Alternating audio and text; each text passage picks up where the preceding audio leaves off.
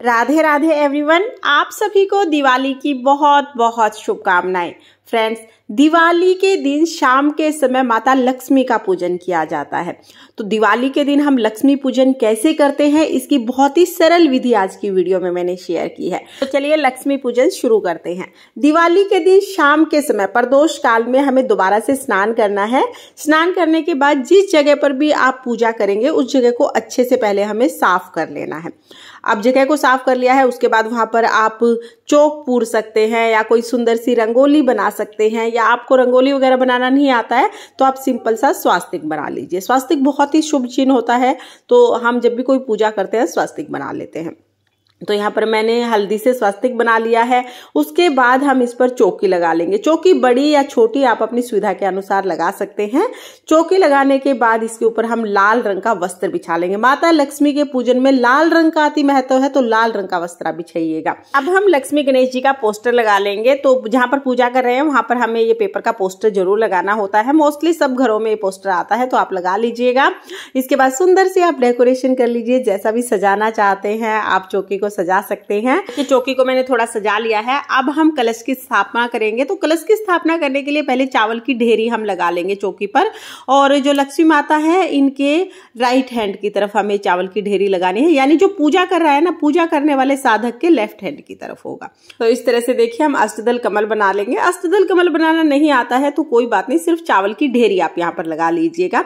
इसके बाद हमें एक कलश लेना है। तांबा, पीतल या मिट्टी का कोई भी कलश ले सकते हैं। उसे कंठ तक जल से भरना है, मोली उस पर बांधनी है और उस पर हम स्वास्तिक बना लेंगे। आप स्वास्तिक बना सकते हैं या सीधा आप तिलक भी कर सकते हैं। अब ये जो जल का लोटा है इसको हम अष्टदल कमल के ऊपर रखेंगे। इसमें हमें हल्दी, सुपारी, सिक्का, फूल, अक्षत, ये जो 5 चीजें मैंने अलग रखने के लिए बोली थी ना कलश स्थापना के लिए, वो 5 इसमें डाल देंगे। उसके बाद आम के पत्ते हम इसमें लगाएंगे। तो 5-7 आम के पत्ते हम इसमें सजा देंगे। पत्तों पर आप तिलक कर दीजिएगा। आम के पत्ते ना मिले तो अशोका के पत्ते आप ले सकते हैं। उसके बाद एक प्लेट में चावल भर के इनके ऊपर रख देंगे, और फिर हमें नारियल रखना है। तो नारियल पे पहले तिलक कर देंगे, फिर हम इस पर कलावा बांध देंगे। और अब देखिए नारियल का मुख अपनी तरफ करते हुए हम नारियल को कलश के ऊपर रख देंगे। इस तरह से पहले कलश की स्थापना करनी है। यहाँ पर हमने कलश की स्थापना कर ली है। उसके बाद फिर हम माता लक्ष्मी और गणेश जी भगवान के लिए चावल का आसन देंगे। इस पर हम माता लक्ष्मी की मूर्ति और गणेश जी भगवान की मूर्ति को विराजमान करेंगे। आपके मंदिर में जो मूर्तियां हैं आप उनको भी विराजमान कर सकते हैं, या नई मूर्तियां भी आप लेके आ सकते हैं। भगवान विष्णु की फोटो या मूर्ति है तो उन्हें भी आप जरूर विराजमान करें। तो यहाँ पर देखिए लक्ष्मी गणेश जी की मूर्ति को मैंने विराजमान कर दिया है। उसके बाद हम सबसे पहले संकल्प करेंगे। तो अपने हाथ में फूल लेकर हम माता लक्ष्मी के सामने संकल्प करेंगे कि हे माता, आज मैं आपके निमित्त पूजा कर रही हूँ। आप मेरी पूजा को स्वीकार करें और मेरे घर में स्थायी वास करें, मेरे घर में अंधन की बरकत करें। बोलकर फूल हम माता के चरणों में छोड़ देंगे। उसके बाद हम जो भी हमारे पास सोने चांदी के गहने हैं वो सब यहाँ पर रखते हैं। सारे ना रखें तो सोने की कोई चीज जरूर रख दें, चांदी की कोई चीज जरूर रख दें। साथ ही जो बर्तन आप खरीद के लेके आए हैं वो भी आप चौकी पर जरूर रखें। सभी का पूजन किया जाता है।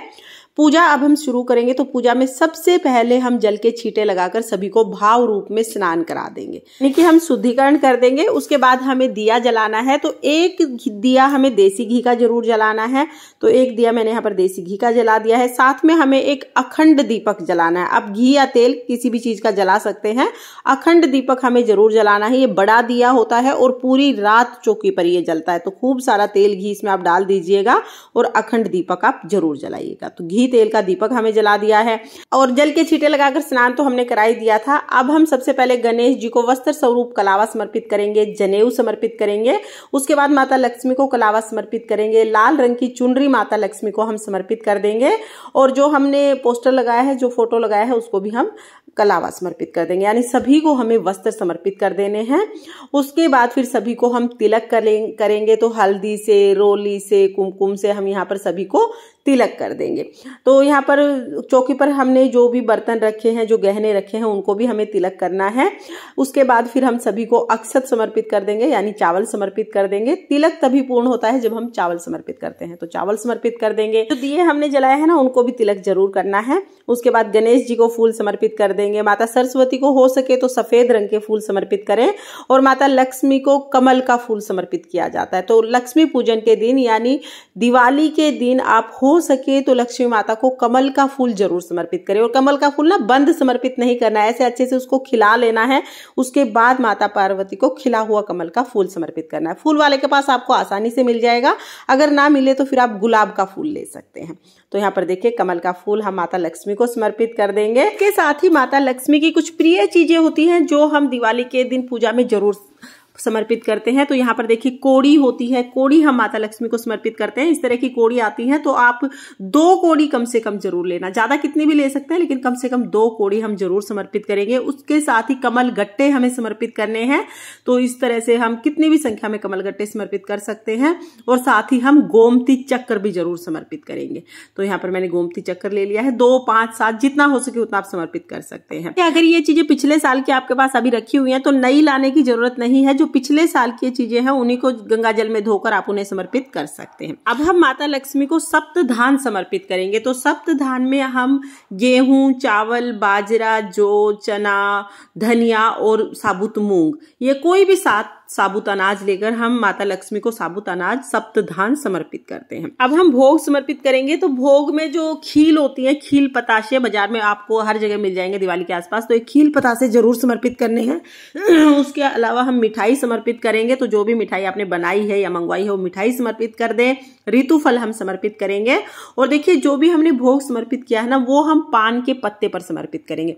तो पान का पत्ता आप ले लीजिएगा, आप चाहे तो हर एक भोग के लिए अलग अलग पत्ते ले सकते हैं, या एक पत्ता लेकर उस पर जो भी मिठाई आपने चढ़ाई है या जो भी खील पत्ता से चढ़ाए हैं वो पान के पत्ते पर रखकर हम लक्ष्मी माता को समर्पित कर देंगे। तो यहाँ पर लक्ष्मी माता को पान के पत्ते पर भोग समर्पित करना सबसे ज्यादा शुभ माना जाता है, इसलिए आप पान के पत्ते पर भोग जरूर समर्पित करें। हाथ जोड़कर भोग स्वीकार करने के लिए माता से प्रार्थना करें। तो इस तरह से हमें भोग समर्पित करना है। फिर हम दक्षिणा समर्पित कर देंगे। और मोर पंख हमें चौकी पर जरूर रखना है, मोर पंख बहुत शुभ होता है, तो मोर पंख को भी हम रखेंगे। उसके बाद 1 लोटा जल हम समर्पित कर देंगे। तो इस तरह से हमने भोग समर्पित कर दिया है। अब हम अपने सीधे हाथ में थोड़े फूल और चावल लेकर लक्ष्मी जी की कथा सुनेंगे। जिन लोगों ने व्रत किया है वो तो कथा जरूर सुनते हैं, जिन्होंने नहीं किया है उन्हें भी ये कथा जरूर सुननी चाहिए। कथा का वीडियो चैनल पर मिल जाएगा, लिंक मैं आपको डिस्क्रिप्शन में दे दूंगी।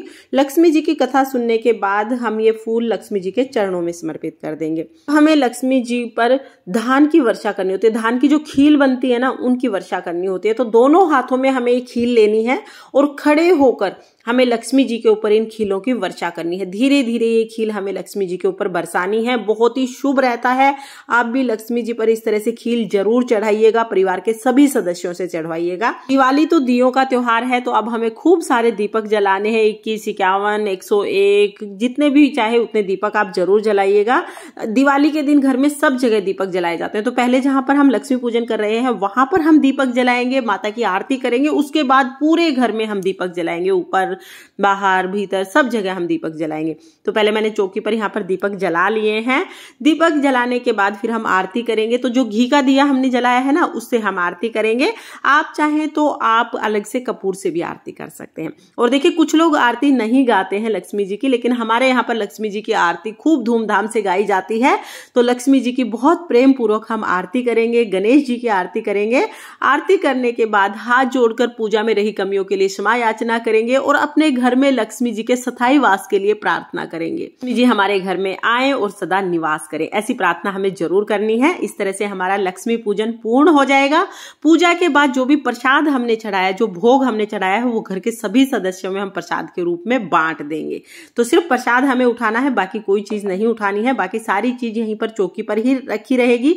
अगले दिन हमें चौकी उठानी है। लक्ष्मी पूजन करने के बाद जो ये अखंड दीपक है ना, ये तो पूरी रात जलता रहेगा। और हमारे यहाँ पर जो ये अखंड दीपक जलता है ना, इस पर काजल बनाया जाता है और घर के सभी सदस्यों को काजल लगाया जाता है। ये अखंड दीपक के ऊपर हम कोई भी बर्तन रख देते हैं या मिट्टी की सराही रखते हैं, थोड़ी देर ऐसे रख देते हैं, उसके बाद काजल बन जाता है। ये काजल घर में सभी सदस्यों की आंखों में लगाया जाता है ताकि सभी की आंखें अच्छी रहें, सभी को माता लक्ष्मी का आशीर्वाद प्राप्त हो।